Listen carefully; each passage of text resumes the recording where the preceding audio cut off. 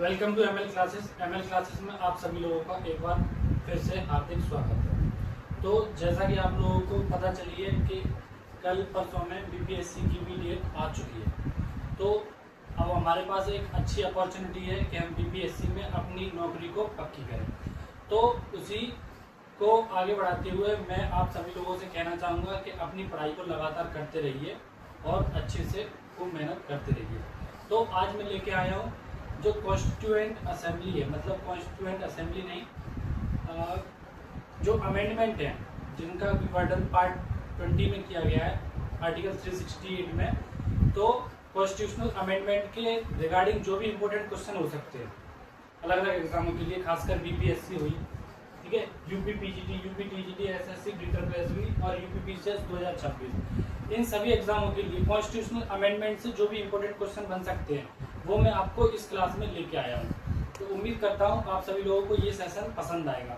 तो स्टार्ट करते हैं हम अपनी क्लास को और देखते हैं हम अपना पहला क्वेश्चन जो मैंने जैसा कि आपको बताया कि कॉन्स्टिट्यूशनल अमेंडमेंट के जो प्रोविजन है वो पार्ट 20 में दिए गए हैं और आर्टिकल 368 में इसके बारे में मेंशन किया गया है अमेंडमेंट प्रोसीजर के बारे में।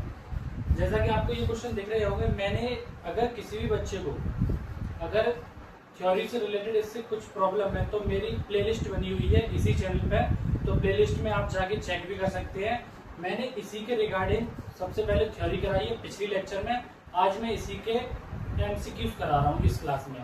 तो मैं हर एक टॉपिक को पहले थ्योरी कराता हूँ उसकी, उसके बाद उसके एमसीक्यूज कराता हूँ। तो जिन बच्चों को जो भी डाउट हो वो प्लेलिस्ट में जाके चेक कर सकता है। तो हम देखते हैं अपने पहले क्वेश्चन को। कुछ बच्चों को दिक्कत होती थी कि सर आप क्वेश्चन बाईलैंग्वेज लेके आते नहीं है, तो मैं क्वेश्चनों को बाईलैंग्वेज भी लेके आया हूँ, जिस वजह से ना हिंदी मीडियम वालों को कोई दिक्कत होगी ना इंग्लिश मीडियम वालों को कोई दिक्कत होगी, दोनों ही लैंग्वेज में क्वेश्चन है। तो पढ़ते हैं हम सबसे पहले क्वेश्चन की तरफ। हमारा पहला क्वेश्चन क्या कहता है, असर्शन और रीजन पे है हमारा पहला क्वेश्चन। क्या है, under article 368 the parliament can amend any part of the constitution, यानी कि अनुच्छेद 368 के तहत संसद संविधान के किसी भी हिस्से में संशोधन कर सकती है।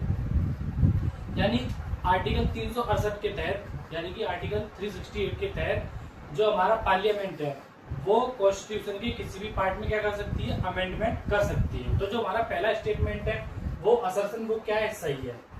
ठीक है, पहला स्टेटमेंट हमारा क्या हो जाएगा, सही हो जाएगा। बात करें हम अपने रीजन की, तो रीजन क्या दे रहा है इसका, रीजन दे रहा है the parliament is the supreme legislative body elected by the people of India. जो पार्लियामेंट है वो सुप्रीम लेजिस्लेटिव बॉडी है जिसको इलेक्ट किया जाता है किसके द्वारा, पीपल ऑफ इंडिया, यानी कि जो भारत के लोग होते हैं, भारत के जो सिटीजन होते हैं उनके द्वारा इनको क्या किया जाता है, इलेक्ट किया जाता है। किसको, पार्लियामेंट को। तो पार्लियामेंट को क्या बोला गया है, सुप्रीम लेजिस्लेटिव बॉडी बोला गया है। क्या बोला गया है कि संसद भारत के लोगों द्वारा चुनी गई है, ये सर्वोच्च क्या है, सर्वोच्च विधायी संस्था है। तो क्या ये बात सही है, बिल्कुल ये बात सही है। और असर्शन और रीजन का ये मतलब है कि अगर हम इसमें क्वेश्चन पूछ रहे हैं कि इसका आंसर अगर हमें इसमें मिल रहा हो तो असर्शन का जो सही आंसर हो जाता है वो रीजन भी हो जाता है और उसका करेक्ट एक्सप्लेनेशन भी हो जाता है। आर्टिकल 368 के तहत जो पार्लियामेंट है वो कॉन्स्टिट्यूशन के किसी भी पार्ट में क्या कर सकती है, अमेंड कर सकती है।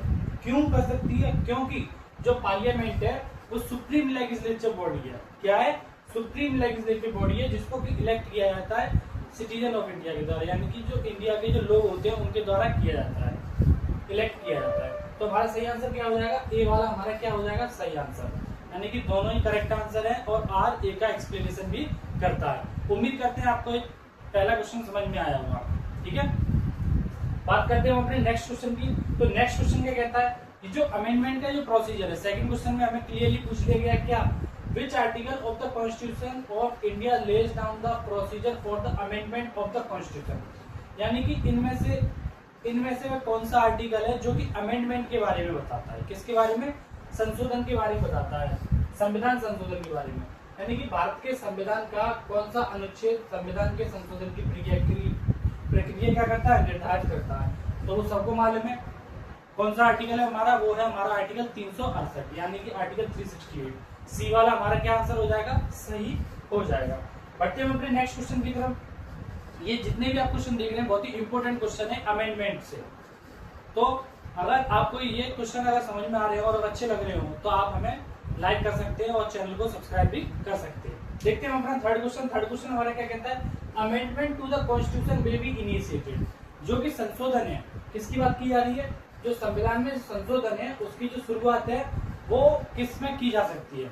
तो अगर हम बात करें संविधान संशोधन की, तो उसकी जो प्रक्रिया है, उसका जो प्रोसीजर है, उसको या तो लोकसभा या राज्यसभा किसी में भी स्टार्ट किया जा सकता है। तो ये पॉइंट उम्मीद कर रहा हूँ सभी लोगों को समझ में आ रहा होगा कि जो अमेंडमेंट प्रोसीजर है उसको इनिशिएट या तो लोकसभा या फिर राज्यसभा किसी में भी हम इनिशिएट कर सकते हैं। तो हमारा सही आंसर क्या हो जाएगा, D, either house of the parliament, यानी कि पार्लियामेंट के कोई से भी हाउस होंगे, चाहे हाउस ऑफ द पीपल की बात कर लो या फिर काउंसिल ऑफ स्टेट, यानी कि लोअर हाउस की बात कर लो या अपर हाउस की बात कर लो, दोनों ही क्या कर सकते हैं, संविधान संशोधन की प्रक्रिया में इनिशिएट किया जा सकता है किसी भी हाउस में।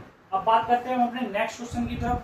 तो हमारा अगला क्वेश्चन क्या कहता है, under the provision of article 368 clause 2, यानी कि आर्टिकल 368 क्लॉज 2 के बारे में कह रहा है, if a bill comes to the Rajasthan legislative assembly after passing by the parliament, अगर कोई एक बिल है जो कि राजस्थान लेजिस्लेटिव असेंबली के द्वारा पास कर दिया गया है of India for the resolution to ratify them, तो वो क्या हो जाएगा। अगर बताया था मैंने आपको आर्टिकल 368 क्लॉज 2 के तहत कि जो अमेंडमेंट प्रोसीजर है वो किस तरीके से किया जा सकता है, जो सिंपल मेजोरिटी है उसको तो 368 के तहत नहीं रखा जाता है। ये मैं बात अपनी पॉलिटी की मतलब थ्योरी क्लास में इसकी में कराई है मैंने, तो अगर किसी को समझ में नहीं आया तो सबसे पहले थ्योरी की क्लास भी देख सकता है। तो मैंने वहां पे बताया था कि जो आर्टिकल 368 है उसमें जो सिंपल मेजोरिटी की बात की गई है, सिंपल मेजोरिटी को आर्टिकल 368 के तहत नहीं रखा गया। बात करें हम जो आर्टिकल 368 के तहत जो रखे गए हैं वो रखे गए एब्सोल्यूट मेजोरिटी, जिसको हम स्पेशल मेजोरिटी का भी नाम देते हैं, ठीक है, जिसमें 2/3 of majority present in voting की बात की गई है। वही अगर हम बात करें किसकी, कि एक और प्रोविजन है जिसको हम स्पेशल प्रोविजन बोलते हैं, जिसका नाम है कि एब्सोल्यूट मेजोरिटी भी होगी उसमें और 50% जो हमारी स्टेट लेजिस्लेटिव असेंबली होगी उनकी भी रेटिफिकेशन की बात की जाएगी, यानी कि उनकी भी अनुमति की बात की जाती है। तो आर्टिकल हमें सबसे पहले तो ये भी याद रखना है कि आर्टिकल 368 के तहत 2 स्पेशल प्रोविजन है, ठीक है, कभी कभी एग्जामों में ये भी क्वेश्चन पूछ लिया जाता है, तो इसको अच्छे से ध्यान रखेंगे। इस क्वेश्चन में कहा गया है कि यदि कोई विधेयक संसद द्वारा पारित होने के बाद, विधायक संसद द्वारा पारित होने के बाद अनुसमर्थन के लिए राजस्थान विधानसभा में आता है तो क्या वो होगा, तो क्या वो रिजोल्यूशन पास हो जाएगा असेंबली के द्वारा, या फिर रिजोल्यूशन को रिजेक्ट किया जा सकता है, या फिर कोई भी अमेंडमेंट प्रपोज नहीं होगा इस रिजोल्यूशन की। बताइए क्या हो सकता है। सिर्फ अगर राजस्थान में आया, मैंने क्या बताया कि जो स्पेशल मेजोरिटी है उसमें 50% की बात की जाती है, कितनी कि 50% जो भी स्टेट लेजिस्लेचर असेंबली होंगी उसको 50% लिया जाएगा। यहाँ पे एक ही स्टेट की बात कही जा रही है, तो रिजोल्यूशन पास भी हो सकता है, रिजोल्यूशन रिजेक्ट भी हो सकता है, कोई भी अमेंडमेंट नहीं हो सकता, यानी कि ये तीनों कथन क्या हो जाएंगे, हमारे सही हो जाएंगे। उम्मीद कर रहे हैं आप लोगों को ये समझ में आ रहा होगा। अगर नहीं समझ में आ रहा है तो थ्योरी की क्लास एक बार जरूर देख के आए, फिर ये क्वेश्चन आप अच्छे से कर लोगे। बात करते हैं अपने नेक्स्ट क्वेश्चन की।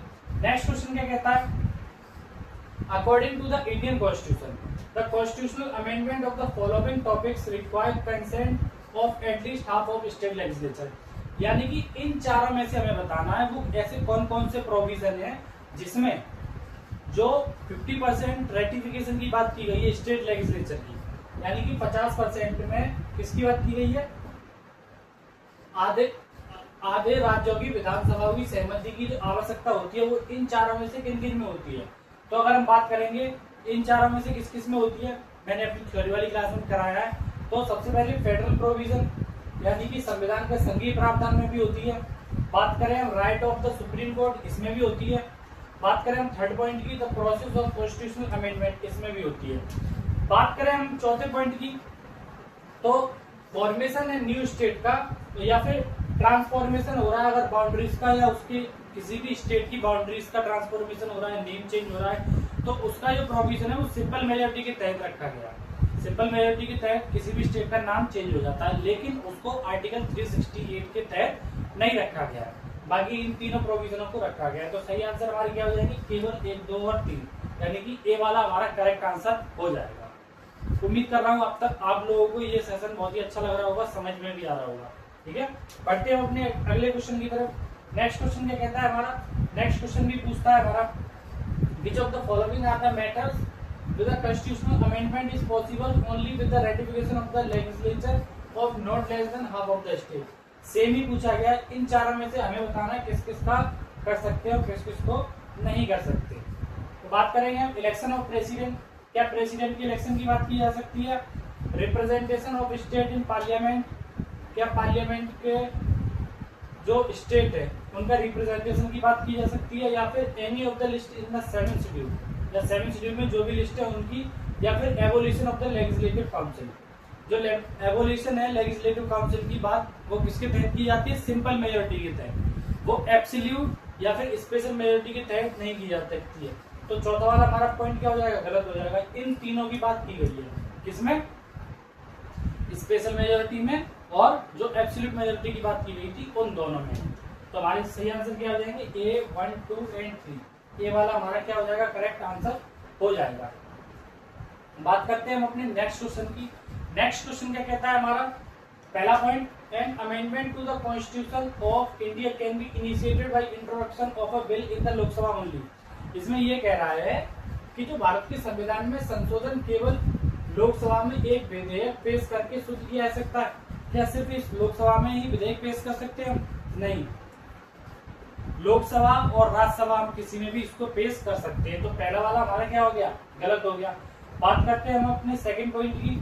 सेकंड पॉइंट का कहता है, if such an amendment seeks to make changes in the federal character. अगर संविधान संशोधन के संघीय रूप में बदलाव करना चाहते हैं, जैसा कि मैंने आपको पिछले क्वेश्चन में कराया, अगर संघीय स्वरूप में बदलाव करना चाहते हैं यानी कि फेडरल कैरेक्टर में बदलाव करना चाहते हैं, the amendment also required to ratified by the state legislature of all state. क्या उसके लिए सभी राज्यों की परमिशन लेनी पड़ेगी? मैंने क्या बताया, सभी राज्यों की परमिशन लेनी पड़ेगी या आधे राज्यों की? आधे से ज्यादा राज्यों की क्या लेनी पड़ती है? परमिशन लेनी पड़ती है। तो हमारा ये वाला भी स्टेटमेंट क्या हो जाएगा? गलत। क्यों? क्योंकि अगर यहाँ ऑल द स्टेट की जगह मोर देन 50% लिखा होता तो भी ये क्या हो जाता? सही हो जाता।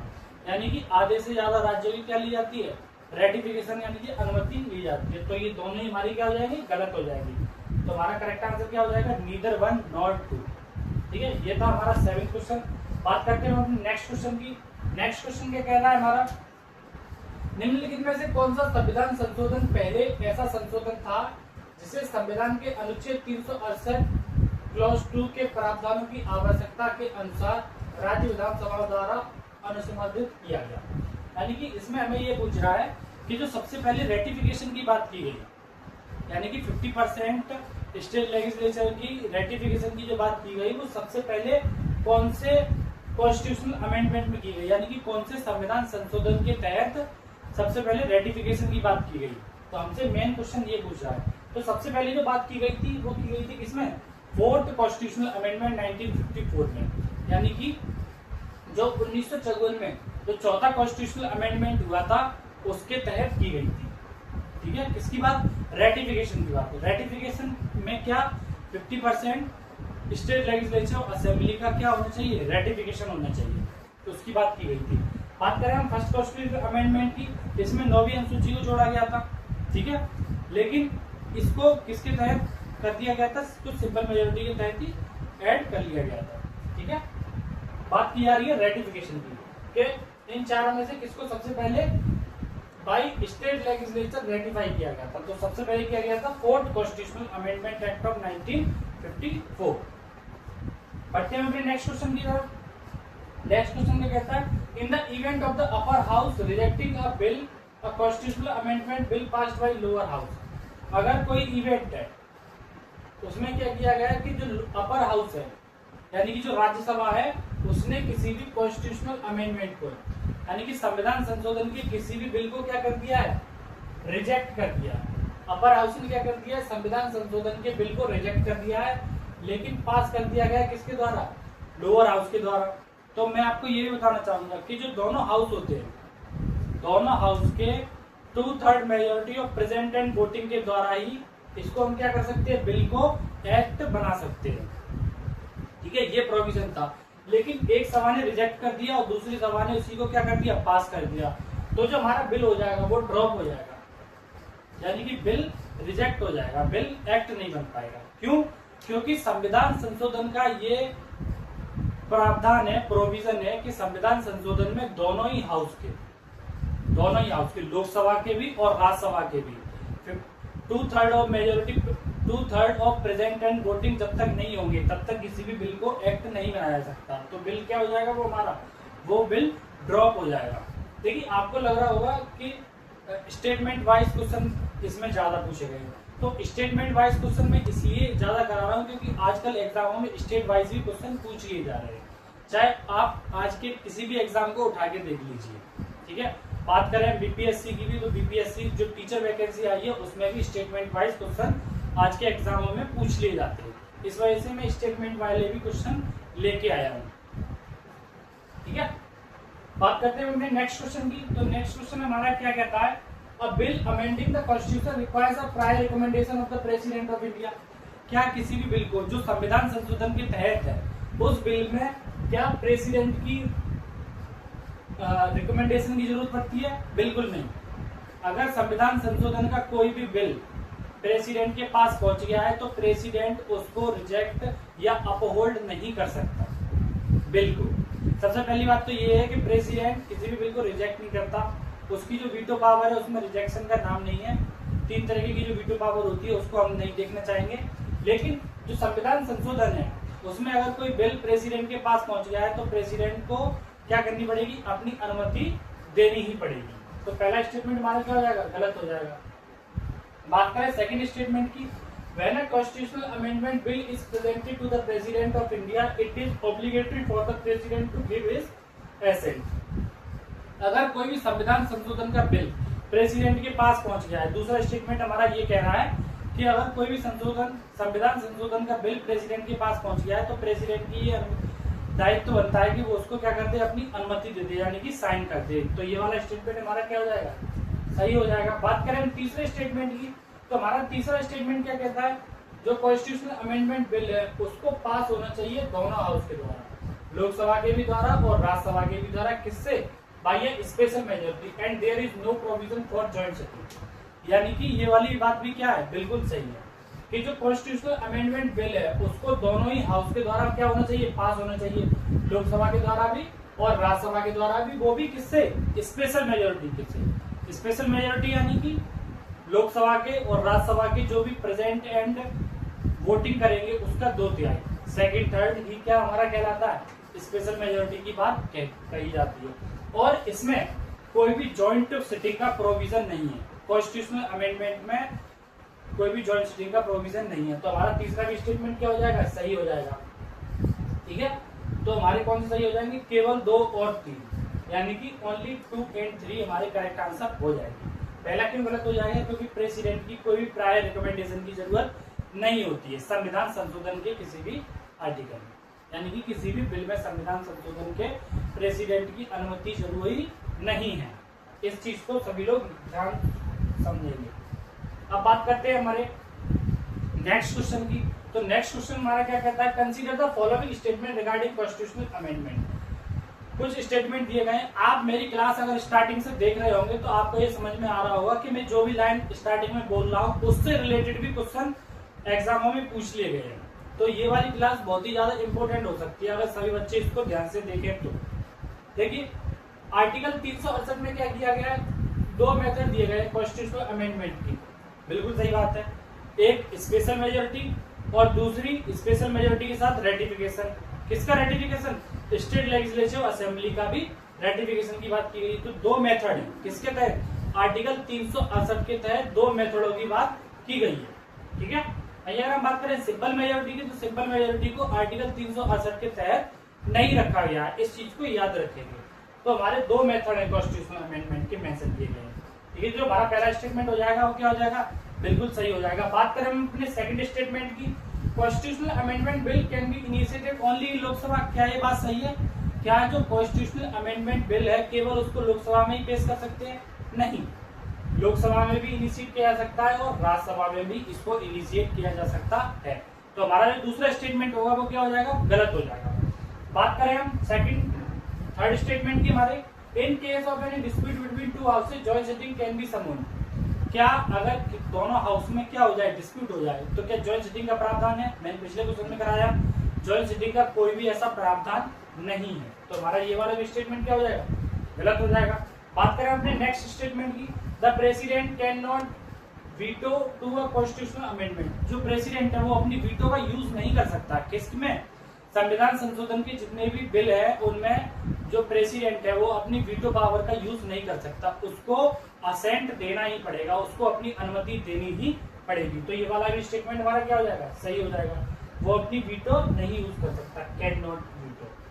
तो हमारा पहला सही हो जाएगा और चौथा वाला सही हो जाएगा। तो फर्स्ट एंड फोर्थ बी वाला दे रखा है, तो बी वाला स्टेटमेंट क्या हो जाएगा, आंसर आपका सही हो जाएगा। बात करते हैं अपने नेक्स्ट क्वेश्चन की।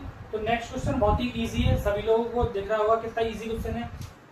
First bill of for the amendment of the Indian constitution presented, यानी कि जो पहला संविधान संशोधन हुआ था वो किस साल में हुआ था, वो हुआ था 1951 में, जिसके तहत कौन सी सूची जोड़ी गई थी, 9th शेड्यूल जोड़ी गई थी। जब हमारा संविधान संशोधन बन के तैयार हुआ था तब हमारे कितने टोटल शेड्यूल थे, 8 टोटल शेड्यूल थे, 8 अनुसूचियां थी। जो बाद की जो 4 अनुसूचियां हैं उसको संविधान संशोधन के द्वारा क्या किया गया है, ऐड किया गया है हमारे संविधान में।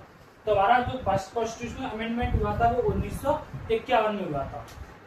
बढ़ते हैं अपने नेक्स्ट क्वेश्चन की तरफ। The first constitutional amendment bill passed in 1951 was related. जो हमारा पहला जो 1951 में पहला जो संविधान संशोधन था उसी के बारे में पूछ रहा है कि वो किससे रिलेटेड था। देखिए पहले तो ये क्लियर हो गया कि जो पहला संविधान संशोधन हुआ था वो 1951 में हुआ था, वो किससे रिलेटेड था, मैंने आपको बताया 9th शेड्यूल। 9th शेड्यूल में किसकी बात की गई थी, लैंड रिफॉर्म्स की बात की गई है। किसकी बात की गई है, लैंड रिफॉर्म्स की। तो इनमें से लैंड रिफॉर्म्स की बात किसमें की गई है, protection of agrarian reforms in certain state, यानी कि जो प्रोटेक्शन दी जाएगी कुछ राज्यों में कृषि सुधारों का संरक्षण की बात की गई थी। किसके तहत, आर्टिकल मतलब शेड्यूल 9 के तहत की गई थी। तो हमारा जो करेक्ट आंसर हो जाएगा वो क्या हो जाएगा, सी वाला ही हमारा करेक्ट आंसर होगा। बढ़ते हैं अपने नेक्स्ट क्वेश्चन की तरफ। नेक्स्ट क्वेश्चन में देखेंगे हम लिस्ट 1 को लिस्ट 2 से मिलाना है। मैं अगर किसी भी बच्चे ने ये वाली क्लास अगर मेरी पूरी देख ली कॉन्स्टिट्यूशनल अमेंडमेंट की, स्टार्टिंग फ्रॉम क्वेश्चन 1 से लेके जितने भी मैं क्वेश्चन कराऊंगा इस क्लास में, तो constitutional amendment act bill, constitutional amendment से आपके जितने भी क्वेश्चन पेपर में बन सकते हैं वो एक भी आप लोगों का मिस नहीं होगा। ठीक है, तो इस क्लास को बहुत ही अच्छे से देखिए। देखते हैं अपना लिस्ट को मिलाना है हमें कि कौन कौन से में कौन से संविधान संशोधन के तहत कौन सी बात की गई थी। ये चूंकि मैं आपको अपनी थ्योरी की क्लास में ये सारी की सारी चीजें करा चुका हूँ, तो ये यहाँ पे मैं उतना ही बताऊंगा। अगर किसी को दिक्कत हो रही है तो थ्योरी की कुछ क्लास मेरी पहले से ही देख सकता है। बात करें हम किसकी, इनमें से कुछ तो ऐसे होंगे जो कि आपको पता होगी। जैसे कि बात करें हम addition of secular in preamble, यानी कि जो सेक्युलर वर्ड है प्रीएम्बल में कब जोड़ा गया, वो जोड़ा गया था 42वें संविधान संशोधन 1976 के तहत जोड़ा गया था। तो सेक्युलर को जोड़ा गया था 42nd अमेंडमेंट के थ्रू, यानी कि डी का हो जाएगा हमारा क्या, सेकंड। तो डी का सेकंड हमारा इसमें भी है और इसमें भी है। बात करें हम वोटिंग एज की, तो जो वोटिंग एज थी वो 21 से 18 कर दी गई थी। कौन से कॉन्स्टिट्यूशनल अमेंडमेंट के थ्रू, कौन से संविधान संशोधन के थ्रू, तो वो हमारा संविधान संशोधन था कौन सा, 61। तो सी का हो जाएगा हमारा फर्स्ट, डी का सेकंड और सी का फर्स्ट की बात किसमें की गई है, थर्ड वाले। ठीक है, बात करें हम और बचे हुए दो की, तो abolition of right to property, right to property की जो बात की गई थी, यानी कि फंडामेंटल राइट में पहले स्टार्टिंग में कितने थे, 7 फंडामेंटल राइट थे, और जो 7वां फंडामेंटल राइट था हमारा वो था राइट टू प्रॉपर्टी के रिगार्डिंग। किसके रिगार्डिंग, राइट टू प्रॉपर्टी के। तो उसको हटा दिया गया और लीगल राइट का दर्जा दे दिया गया अकॉर्डिंग टू आर्टिकल 300A। ये बात मैं अपनी कई सारी क्लासों में बता भी चुका हूं। तो इसको जो हटाया गया था वो 44वें संविधान संशोधन 1978 के तहत इसको हटाया गया था, यानी कि 44th constitutional amendment act of 1978 के थ्रू इसको क्या किया गया, हटाया गया। तो इसका क्या हो जाएगा, बी वाले का 4th। वहीं अगर हम बात करें कर्टेलमेंट ऑफ जुडिशियल रिव्यू, तो न्यायिक समीक्षा की शक्ति में जो कटौती की बात की गई वो किसमें की गई? 38वें अमेंडमेंट में की गई। ठीक है, उम्मीद कर रहे हैं आपको ये क्वेश्चन समझ में आया होगा। पढ़ते हैं अपने नेक्स्ट क्वेश्चन की तरफ। नेक्स्ट क्वेश्चन क्या कहता है हमारा? Which of the following constitutional amendment is related to fundamental duties? यानी कि फंडामेंटल ड्यूटीज से हमारा कौन सा रिलेटेड है, कौन सा अमेंडमेंट रिलेटेड है फंडामेंटल ड्यूटीज से? तो बात करेंगे फंडामेंटल ड्यूटीज से हमारा रिलेटेड है कौन सा? 42वें संविधान संशोधन 1976 के तहत फंडामेंटल ड्यूटीज को पार्ट 4A में रखा गया था। इसमें रखा गया पार्ट 4A के तहत रखा गया। बात करेंगे नेक्स्ट क्वेश्चन की हमारी, which one of the following constitutional amendment introduce the anti defection provision? यानी कि दल बदल की बात की जो सबसे पहली बात की गई थी, पहली बात संविधान में दल बदल विरोधी प्रावधान जो पेश किया गया था वो कौन से वे संविधान संशोधन के तहत किया गया था? तो वो हमारे कौन से वे संविधान संशोधन के तहत किया गया था? वो किया गया था 52वां संविधान संशोधन। ठीक है, कौन से संविधान संशोधन के तहत किया गया था? 52वां संविधान संशोधन के तहत किया गया था। तो 16 का आंसर हमारा क्या हो जाएगा? सी। बात करें अपने नेक्स्ट क्वेश्चन की। देखिए वही क्वेश्चन पूछ लिया गया कि 52nd जो कॉन्स्टिट्यूशनल अमेंडमेंट है वो किससे रिलेटेड है? दल बदल से रिलेटेड है। किससे रिलेटेड है? दल बदल से, यानी कि एंटी डिफेक्शन से हमारा 52वां संविधान संशोधन क्या है? रिलेटेड है, दल बदल से। बात करते हैं नेक्स्ट क्वेश्चन की। तो नेक्स्ट क्वेश्चन में हमारा क्या कहता है? Which one of the following amendments of the Constitution of India converts the Union Territory of Delhi into the National Capital Region of India? यानी कि इसमें ये पूछा गया है कि भारत के संविधान में निम्नलिखित में से ऐसा कौन सा संविधान संशोधन है जिसमें दिल्ली केंद्र शासित प्रदेश को, किसको? दिल्ली केंद्र शासित प्रदेश को, उस टाइम पे जो दिल्ली थी वो क्या थी? यूनियन टेरिटरी, केंद्र शासित प्रदेश, उसको क्या कर दिया गया? राष्ट्रीय राजधानी क्षेत्र दिल्ली में परिवर्तित कर दिया गया। तो वो कौन सा संविधान संशोधन था? वो हमारा था 69वां संविधान संशोधन, यानी कि 69th अमेंडमेंट के तहत ये प्रोविजन किया गया। जो दिल्ली सबसे पहले हमारी यूनियन टेरिटरी रहती थी, कब तक? 69वां संविधान संशोधन जब तक नहीं हुआ था तब तक उसको क्या कर दिया गया? नेशनल कैपिटल रीजन बना दिया गया दिल्ली को। उम्मीद कर रहे हैं आपको ये क्वेश्चन समझ में आया होगा। अब बढ़ते हैं अपने नेक्स्ट क्वेश्चन की तरफ। नेक्स्ट क्वेश्चन हमारे क्या कहता है?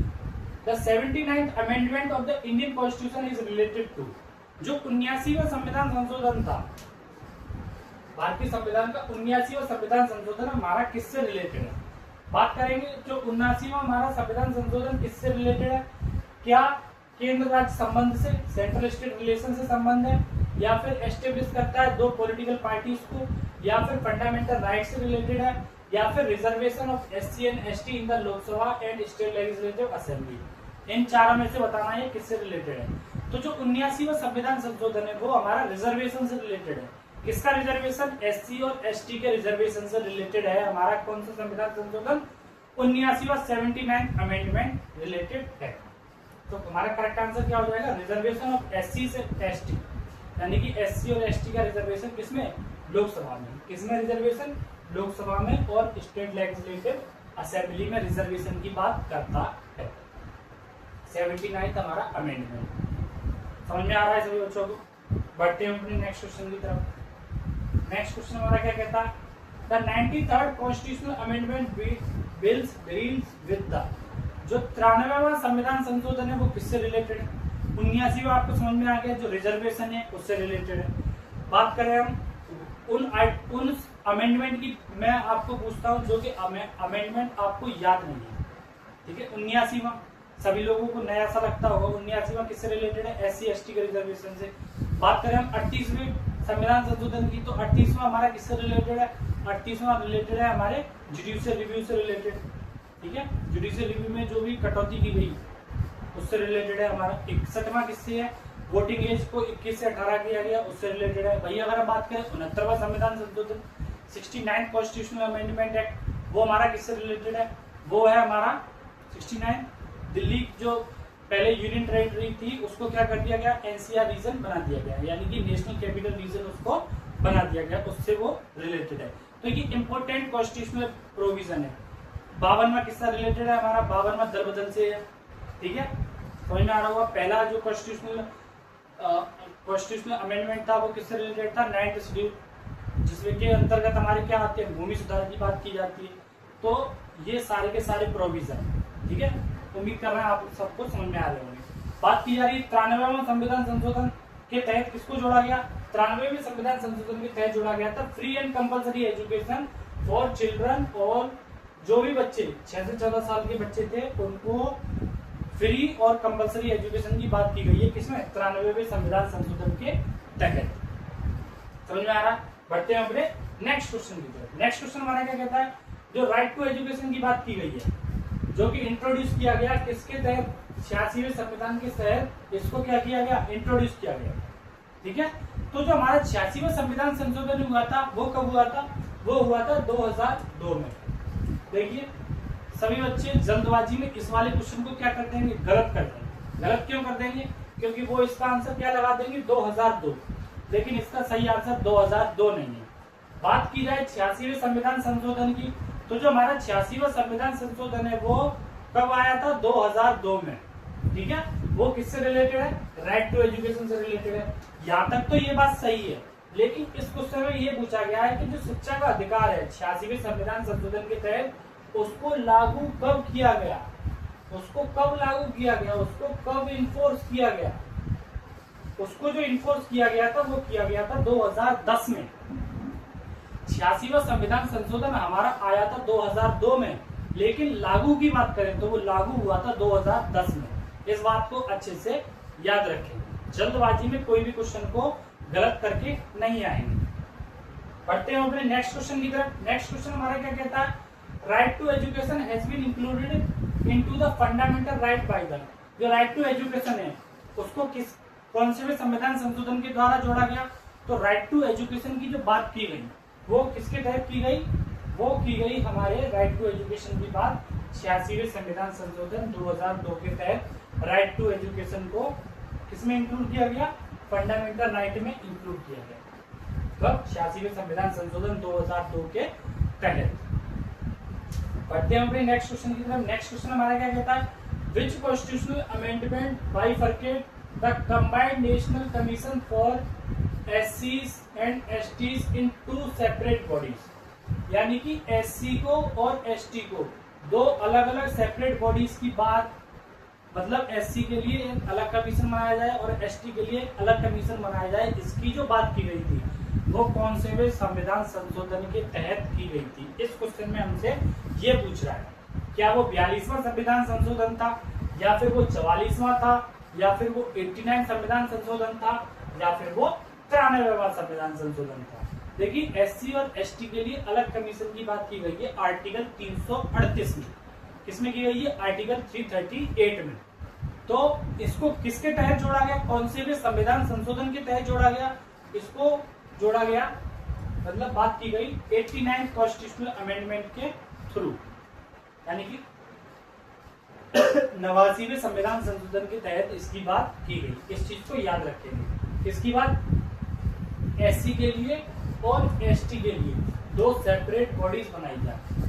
कौन सा संविधान संशोधन, 89 कॉन्स्टिट्यूशनल अमेंडमेंट एक्ट। बढ़ते हैं नेक्स्ट क्वेश्चन की। तो नेक्स्ट क्वेश्चन क्या कहता है, इसको हमें अरेंज करना है क्रोनोलॉजिकल ऑर्डर में। कभी कभी क्रोनोलॉजिकल ऑर्डर से भी क्वेश्चन पूछ लिए जाते हैं स्टेट बीसीएस एग्जामों में, ठीक है। और जो वनडे एग्जाम में उसमें डायरेक्ट फैक्ट पूछ लिए जाते हैं, कौन सा चीज कब हुई थी। तो हमें बताना गोलकनाथ केस कब हुआ, कब हमारा केशवानंद भारती केस हुआ, कब 24वां संविधान संशोधन हुआ, कब हमारा 42वां संविधान संशोधन हुआ। तो 42वां सबको पता है कब हुआ, 1976 में। अगर हम बात करें केशवानंद भारती केस की, ये हुआ हमारा कब, 1973 में। इससे पहले हमारा गोलकनाथ केस हो चुका था, ठीक है।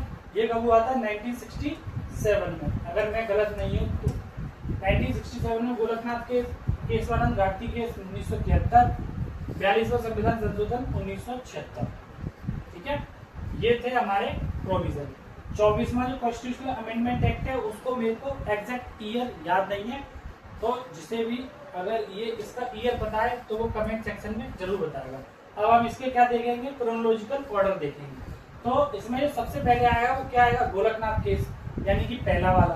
तो या तो हमारा ये वाला सही होगा या फिर ये सही होगा। देखते हैं, इसके बाद आया 1973, पहले के बाद आएगा दूसरा, ठीक है, दूसरे के बाद आएगा हमारा तीसरा, तीसरे के बाद आएगा हमारा चौथा। तो जो हमारा करेक्ट आंसर है वो क्या है, बी है। लेकिन बात की जाए 24वें संविधान संशोधन कब हुआ वो आप सभी लोग कमेंट करके बताएंगे, ठीक है। बात करते हैं हमने नेक्स्ट क्वेश्चन की।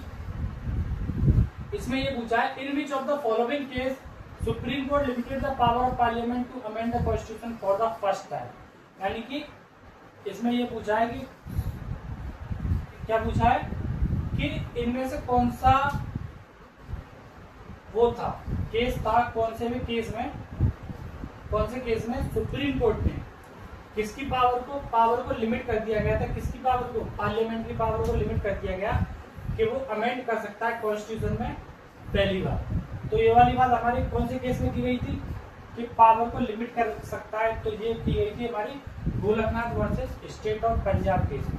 ये अगर हम बात करें Kesavananda Bharati versus state of Kerala, इसमें ये कह दिया गया था कि बेसिक डॉक्ट्रिन स्ट्रक्चर को छोड़ के, यानी कि मूल ढांचे को छोड़ के जो पार्लियामेंट है वो कॉन्स्टिट्यूशन के किसी भी पार्ट में क्या कर सकती है, संशोधन कर सकती है, ठीक है। उम्मीद कर रहे हैं आपको ये क्वेश्चन भी समझ में आया होगा।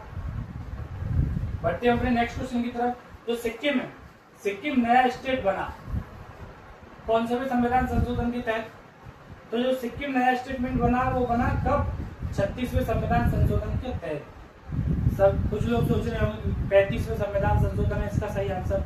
35वें संविधान संशोधन के तहत सिक्किम की बात की गई कि सिक्किम को एक पूरा का पूरा राज्य बनाया जाएगा, लेकिन वो जो इम्प्लीमेंट किया गया था वो कब किया गया था, 36वें संविधान संशोधन के तहत। नया राज्य कब बन के उभरा, 36वें संविधान संशोधन में। बात कब की गई, 35वें संविधान संशोधन में। अगर बात की जाती तो 35वां हमारा क्या हो जाता, सी वाला करेक्ट आंसर हो जाता। बात करते हैं अपने नेक्स्ट क्वेश्चन की। नेक्स्ट क्वेश्चन हमारा क्या कहता है, the euros of no planes are developed in the port. ठीक है, ये शायद क्वेश्चन हमारा नहीं होगा, इसमें ये गलत क्वेश्चन इंक्लूड हो गया, ठीक है। वो हमारा हिस्ट्री से क्वेश्चन था, हमारी पॉलिटी क्लास चल रही है, तो एक हम शॉर्ट वे में देख लेते हैं हमारे कुछ इंपोर्टेंट जो अमेंडमेंट हुए थे उनको। तो 42वां संविधान संशोधन हुआ 1976, उसके तहत फंडामेंटल ड्यूटीज को जोड़ा गया। 52वां संविधान संशोधन 1985, ये इसमें क्या इंट्रोड्यूस किया गया, एंटी डिफेक्शन लॉ को इंट्रोड्यूस किया गया। 69वां संविधान संशोधन 1991, दिल्ली को क्या बना दिया गया, एनसीआर रीजन बनाया गया। 86वां संविधान संशोधन 2002 में हुआ, उसमें राइट टू एजुकेशन को फंडामेंटल राइट के तहत रखा गया। वही अगर हम बात करें 89th अमेंडमेंट की जो कि 2003 में आया, इसमें बाइफरकेट किया गया एससी और एसटी कमीशन को कि एससी और एसटी कमीशन के अलग अलग इनकी बॉडीज होनी चाहिए। तो ये था हमारा आज का कंप्लीट सेशन। उम्मीद कर रहे हैं आप लोगों को ये सेशन समझ में आया होगा। अगर सभी बच्चों को ये सेशन समझ में आया है तो कमेंट में हमें करके जरूर बताएं, कमेंट में अपना कमेंट जरूर किया, ठीक है। तो इसी के साथ इस लेक्चर को हम समाप्त करते हैं। जय हिंद, जय भारत, धन्यवाद।